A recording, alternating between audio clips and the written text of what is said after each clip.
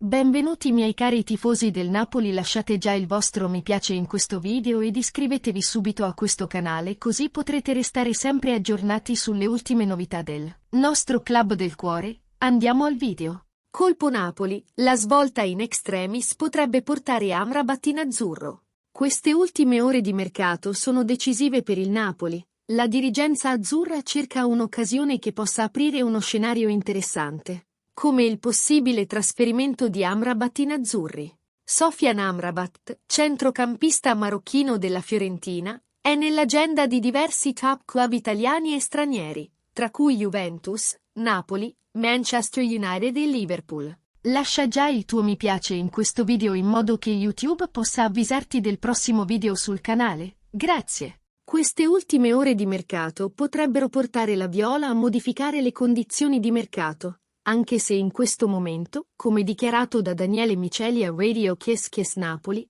il club viola non ha intenzione di modificare le condizioni di mercato. Ma se la Fiorentina decidesse di aprire il prestito con eventuale diritto di riscatto invece che con obbligo, il Napoli potrebbe provare ad avanzare visti gli ottimi rapporti con i toscani. Inoltre la Fiorentina è interessata anche a Diego Demme, e quindi non è da escludere un possibile scambio di prestiti tra le due squadre. Cosa ne pensi, tifoso azzurro? Sta bene questo giocatore del Napoli? Voglio sapere la tua opinione nei commenti, perché è molto importante per il nostro club del cuore. Lascia il tuo like e iscriviti al canale. Al prossimo video.